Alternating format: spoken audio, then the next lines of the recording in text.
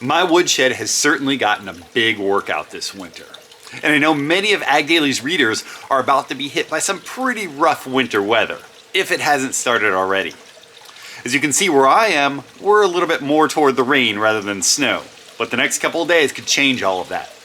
Hopefully, if you're stuck inside or unable to do your normal winter chores, this episode will give you a little opportunity to kill some extra time.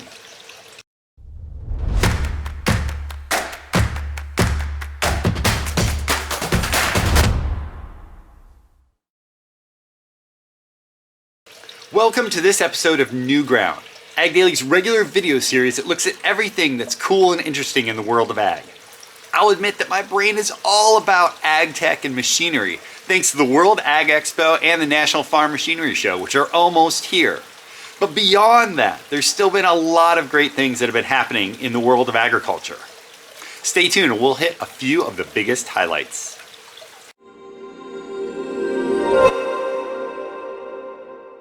If you've spent any time in the agricultural space, you've certainly heard about the right to repair movement. Basically, farmers and ranchers feel like they don't have the opportunity or the tools to do their own repairs on their machines, and thus feel like they're kind of at the mercy of the equipment manufacturers. Well, one Montana senator wants to change all of that. U.S. Senator Jon Tester's Agriculture Right to Repair Act would finally guarantee farmers the right to repair their own equipment and end current restrictions on the repair market. The measure would make repair and software documentation available to farmers, place relevant copyrights and patents in the public domain when parts are no longer available from a manufacturer, provide a means to disable and re-enable any electronic security features, and permit third-party software to work in tandem with the machine software, among a host of other things. This would certainly be a welcome law for many farmers. But as always, you'll need to assess the complexity of the task ahead of you to decide how to proceed with any repairs. JBS USA was in the hot seat this week when it was announced that the company has settled litigation related to price-fixing allegations.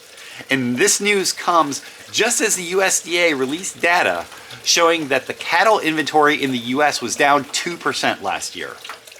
In the JBS case, the company has agreed to pay $52.5 million in its settlement.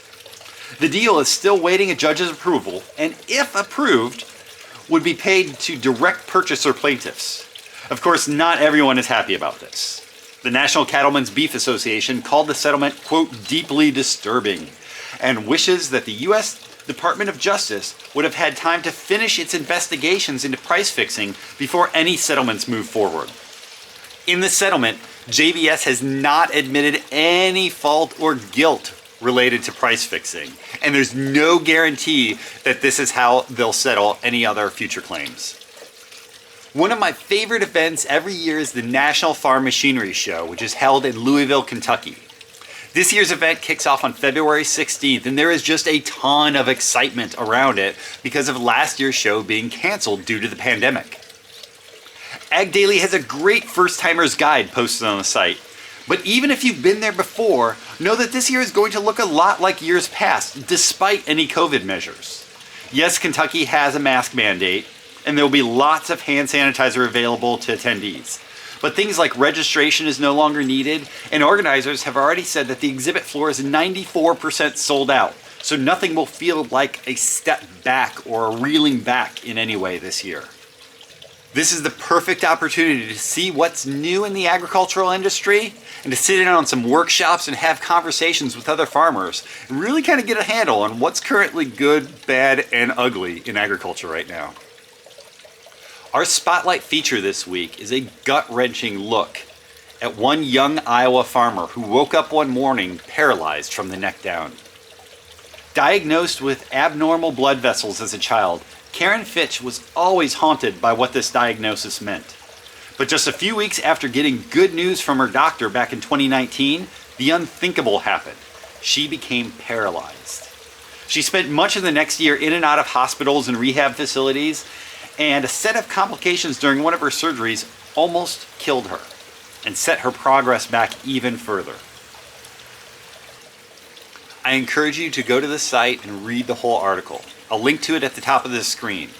Hers is a story of genuine fear, anxiety, and uncertainty, but also a great one of resilience. Well, that wraps up this episode of New Ground. As I said earlier, we are super excited about the National Farm Machinery Show. We'll be on site and we'll have lots of great interviews and content to share with you. Keep an eye on our social sites for all of that stuff, especially Facebook and Instagram. And of course, keep an eye on agdaily.com because we will have everything that's new and awesome in the world of agriculture up to date for you.